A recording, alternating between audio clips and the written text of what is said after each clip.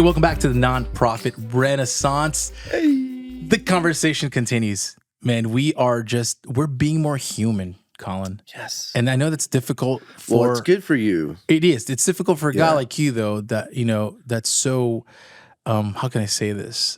Robotic? Artificial and intelligent. Yeah. Artificially intelligent, or are those two separate? Depends how you see it. The comma, is it a space? Is it a /? I'm not artificial, I'll tell you that. I am all natural.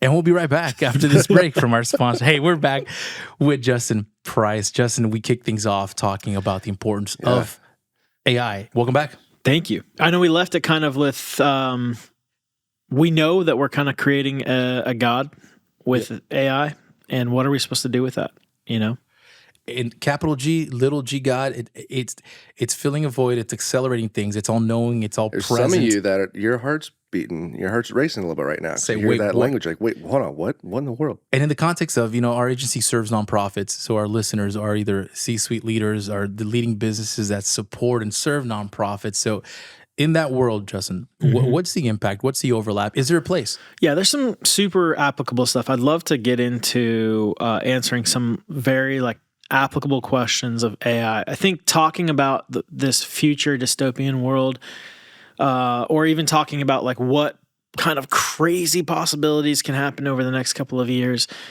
is where a lot of the conversation gets lost on CEOs who are trying to do something today. Right. And so if we could try to spend this couple of minutes here together talking about what are we going to do today as nonprofit leaders to utilize this technology, not what's in development, not where we're going to be in a couple of years, but we got to start right now. 70%, Ernst & Young put out a great report. 70% of CEOs are investing into artificial intelligence or machine learning tools for their companies, and they're leading, which means that the majority of our culture today that is digital globally is going to be affected by more and more AI-driven human experiences, meaning they should have better and better experiences. The data should be able to help your overall shopping. It should be able to help your overall communication. And so let's talk about what that means for some nonprofits that are communication-based. Let's talk about what it means for nonprofits who are trying to fundraise in this super crazy time. Economically, again, not to go dark horse on this, but economically, I heard somebody say that we are definitely in the worst economic time since the Great Depression. And in some ways, we're in a Great Depression that we're not calling a Great Depression. And so as nonprofits, it's not easy. We are hanging on to the donor dollars that we have, but those dollars are worth less and less and less.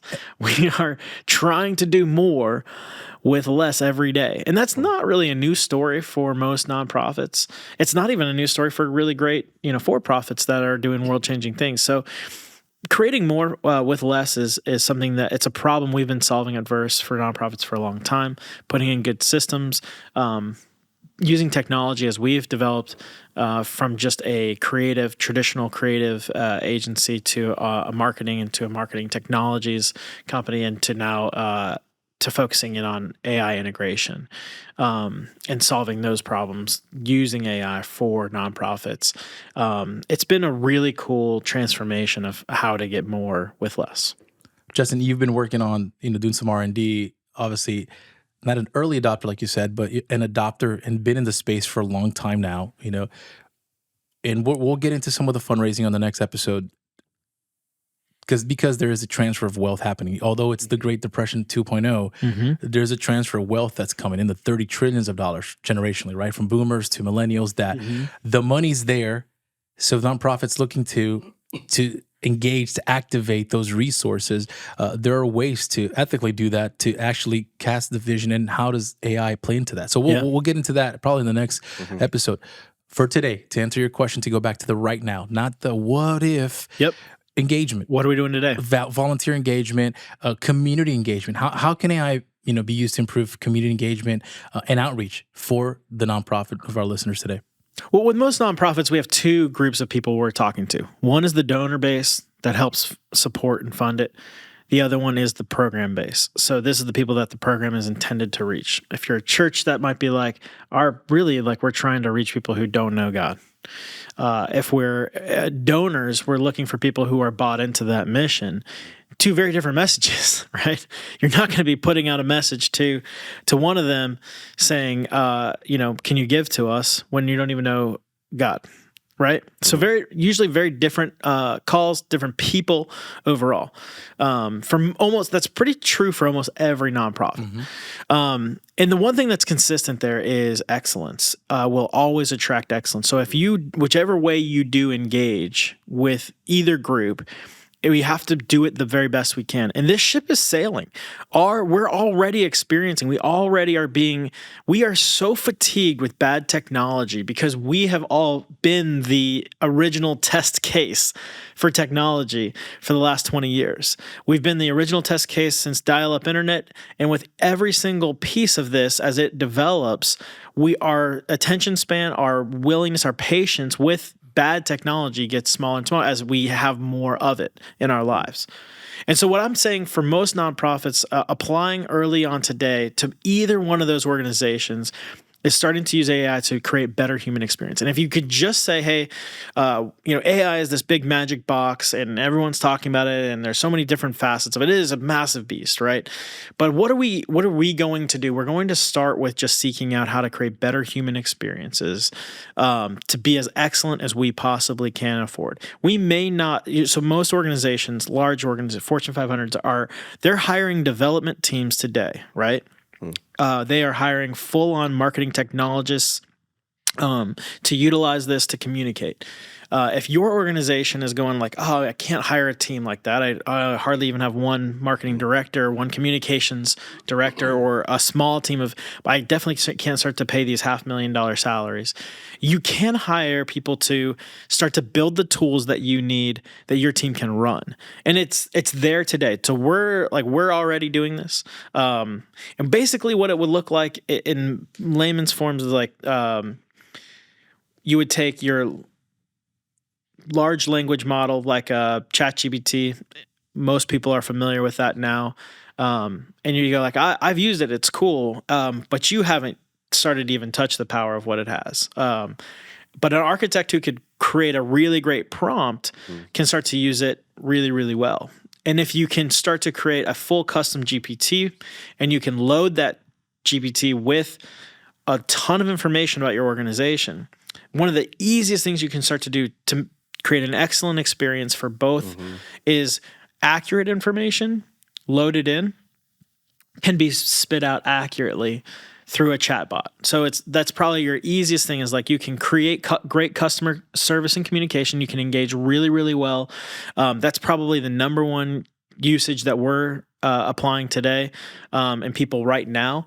And those are getting better the more that they are engaged. So the more over time as those get engaged, it gets smarter with giving the right answers to people the right way. But it's a very human experience. It's a really great way to solve, about 75% of the questions that people want answered in a really convenient way. And as your nonprofit, we work with a lot of large nonprofits. We work with some small ones, but a lot of the large ones they have a lot of information and they may have 10 segments. A church may say, well, yeah, we have parents of preschoolers. We have parents of elementary schoolers. We have parents of high school, middle schoolers. We have college students. We have adults that are single. We have married adults without kids. We have married adults with kids. All of them have different needs and they all have different communications. A lot of the organizations we work with might want to send a different message to all of them. And so you can start to take a human-styled information delivery system like a chatbot that can be very human with the correct information and start to do segmentation and personalization really, really well. Okay. Not to be fake, not to try to trick anybody, but to just create a better experience. A great experience would be like, stop emailing me or texting me about something that's not relevant to me, right? So what do? I turn off the text or the email because I'm tired of my inbox being full. Or you're respectful and you don't send me anything except for 4 or 5 times a year. And the reality is, like, there's a better way. And this is a really, really good way to do it. That comes back to the second half. I don't know if you got any questions there before we go to the second half of that, but that's the chatbot.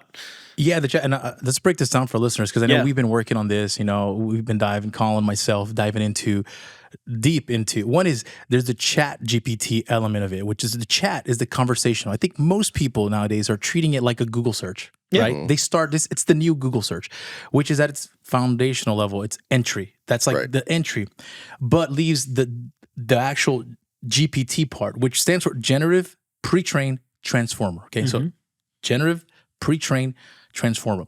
The chat element is just, that's a conversational piece. What we've been able to do in working for our clients, for the nonprofits, for the churches, is actually training that GPT for you, creating one for you, a GPT, a transformer. That what happens in practical terms, this is where it kind of gets architectural and geeky and development. It's actually feeding in the values, the DNA of the persona, the audience, who you're trying to reach, the history, giving it fully that back end, that backbone. So that GPT is intelligent now with who you are, what you're trying to do. So at that point, when you then feed it, when you start talking to it, it'll actually create for you intelligent, results based on who you are, what you're trying to do. So for example, we're working on one for one of our clients that is, if they need to develop a creative series or a creative concept or a creative campaign, it's a GPT that actually has all the values, all the mission, has the goals of the organization for the next decade. So when they prompt in, looking at doing this campaign during this season for this type of result, and it'll kind of communicate back to you based on the, not just generic, not if you just Google this or chat, but with a smart, intelligent, and self-generating, right? Because the machine learning, it keeps teaching itself based on, and the cool thing is that that's a custom GPT for that organization that only improves over time. So it's exciting to see that be put to work for good, for campaigns that are actually effective and efficient and available. And it's new technology, right? Prompt architects and are new, one to the agency, to what we're working and development and the experts we're engaging with. But it's extremely, extremely relevant in accelerating, sometimes hours and hours and hours of tedious work and R&D that takes you past, irrelevant holes that, can cause a lot of inefficiency. Yeah. Well, what I love is it frees you up to be the expert in the thing that you actually need to be the expert in, and you can rely on people like us to be experts in what we want to be an expert in. But then, you also create an on-ramp for people to come in and maybe taste that expertise that you have. And, and I mean, there's so many ways for you to engage your community, engage the people that your donor base, whatever that is. Like, there's so many ways to do that, but you don't have to be the expert for it. The expert for building that. Like, we can. And now wait, obviously this is in some ways positioning ourselves for this to engage, and because we're passionate about the causes and the values of our listeners and those we're serving. Don't sit on the sidelines waiting for the right. In some ways, engage, an expert, engage an agency, engage someone that's going to help you get there, to get there faster and get there now, to not miss out on what's. Justin, tell us about this. You sit on several boards of several organizations, but some specifically that to me are close, to my heart. Some of the pro-life organizations that you serve, you sit on, and that our agency also. Talk to us about the impact you've seen there and what's happening there.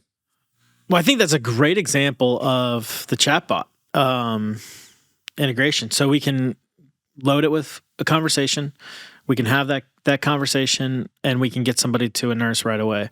This conversation's so powerful that the board had a kind of an emergency meeting a couple of weeks ago, and the director of the board left that meeting. He came in kind of blindsided. We had a major donor who said, hey, some of the largest evangelical organizations in the world,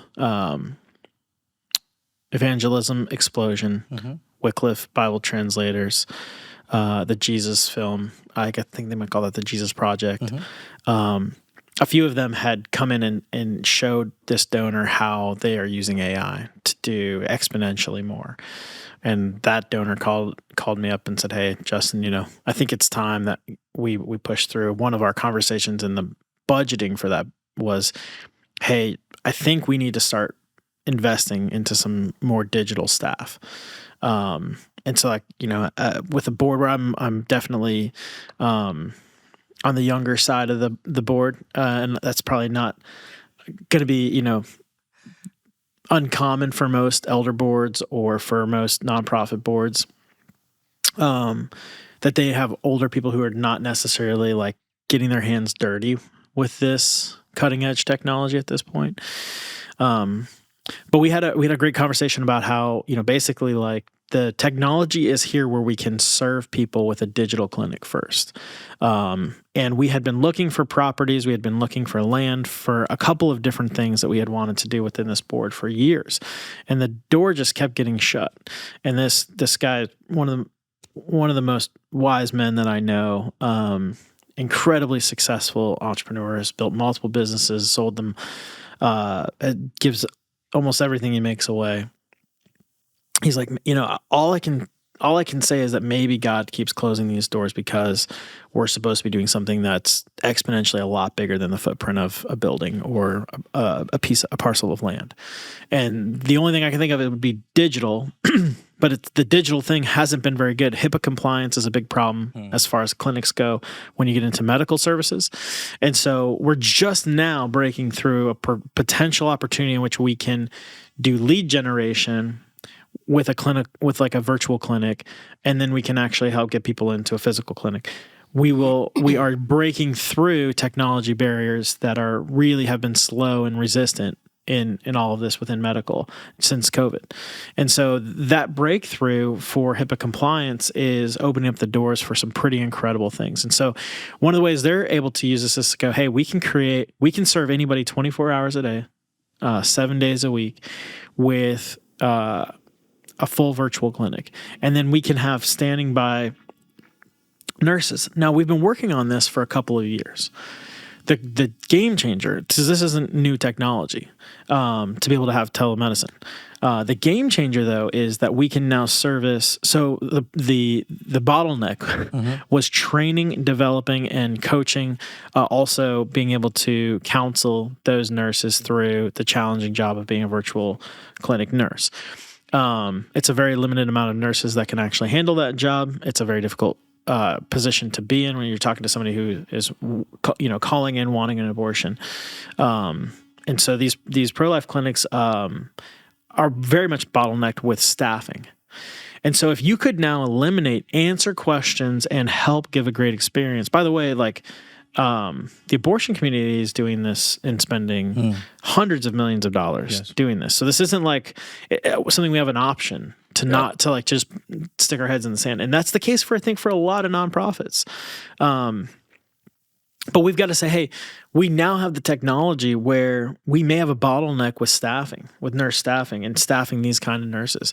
But if we could lighten their load with things and make it so that one nurse could actually serve 10 people better than that one nurse could have served one person, we probably need to stop burying our heads. If that's the possibility, and even if it's not there today, it might be there tomorrow. If there is even the potential that it's going to be at that level within the next 3 to 6 months, which there very much is that potential, then now as a board, the conversation we're having is how irresponsible are we to not be spending time talking about this and investing into this. All right, so that, we're going to cue the violin here because that's pretty that's a lot. That's heavy. Jeez, man. Welcome to the nom. Are you okay? No, I don't know if I'm okay. We got counselors. Well, no, just and I agree, and it's challenging for those who are diving into or feel behind because now it's like I can rebel. It's like, well, screw this. I'm too far behind, so I'm not. Or that you can point out all the bad things that are happening, right? Yeah. We're also creating our own God in AI, right? So you can point at that and say, well, then we have to run far away from that. Correct. What's the cost of that? Correct. And I would say, and so I'm challenged by it, also challenging it and making sure our listeners that we're wrestling with it, but not sitting like a still duck on the sides. And I think I've talked to friends and my wife, it's here to make us better if we allow it. If you've ever used spell check on your phone or on a computer, you've used AI, okay? And the first time you corrected that word, you felt dumb, but you got it. The second time, it's like, dang, I missed it again. The third time, guess what? You spelled it correctly because AI helped you get there. And I think there's an element of that AI can help us go further, grow faster. And that's the challenge of us positioning and placing these things in the things that we're passionate about, the things that we wake up in the morning. So I appreciate that challenge. And I hope our listener does as well. Any final thoughts before we wrap up, Colin? We want to talk data. We want to talk about, and it's the currency of today, right? Data and the information that the world has on you and the touch points. Any final thoughts, Justin? Yeah, well, it is heavy, and you bringing up the pro-life conversation, it adds like the biggest amount of weight. There's probably not a more controversial topic we could have attached it to. But if we're not willing to have those kind of conversations and we're not willing to take the time to consider heavy things, and I kind of question, like, what are we doing? You're correct. Right? It's not a walk in the park here. We're not just having fun. Yeah. Now, you should have fun while you're doing it, but it's got to solve some problems. Well, I mean, if the problems you're trying to solve are how to write better blog posts, then you can have that conversation over there. But we're going to try to solve these big problems. We're trying to change the world. And as an agency, we've committed ourselves to pushing the boundaries, and to coming alongside of people who also feel convicted and called to make changes with what is today considered status quo, and says, I think there's something more. We, on a softer note, a great organization like Man Up and Go, shout out. Patros. Like, creating content for men to figure out how to integrate into the adoption services side of things, a very scary, very like women-driven thing right now, but these kids are missing out on men. For them to be able to create content, for them to be able to engage, for them to be able to utilize this stuff. On the opposite side of the spectrum, no one would argue that orphans deserve to have manly input, and that they deserve to have some sort of mentorship by men, and not just only be raised by women, just because they're foster kids, because they didn't have parents. And so what Jeff and Man Up and Go are doing, you could start to apply this to incredible world-changing things, and none of these things are easy to solve, or else they would be done. And so as an agency, we've set it out to say that we're not willing to phone it in and just write blogs, that we're going to try to solve the hardest problems. We're going to try to do this. And so we'll continue to have these conversations. We're dedicated, and we don't have it all perfect, and we'll make mistakes along the way. I think that's part of trailblazing, is that you don't always cut the perfect straight path that you would have, had you known everything. But somebody has to do this hard work, and we're dedicated to it. So we're going to continue to do it until we're called to something else. Listen, and we have a choice. You can sit back, complain, and watch it, or you can Man Up and Go, right? But you can create. You can create and contribute, right? And create solutions that are actually going to move it forward. And AI is there to accelerate, to help, and to relieve, to create that margin for you to be more human. So we'll be back on another episode. This is only half of it right here. I mean, just talking about becoming human, connecting to your audiences, creating, information systems and flows and personalization. This is half of it. Let's go talk about, the deeper dive, the value side of this thing with data on the next episode. Keep an eye out. Help you go further, grow faster. See you next time. Thanks again for listening to the Nonprofit Renaissance. We hope it ignites a renaissance in you and helps you go further and grow faster. Be sure to share, rate, and subscribe.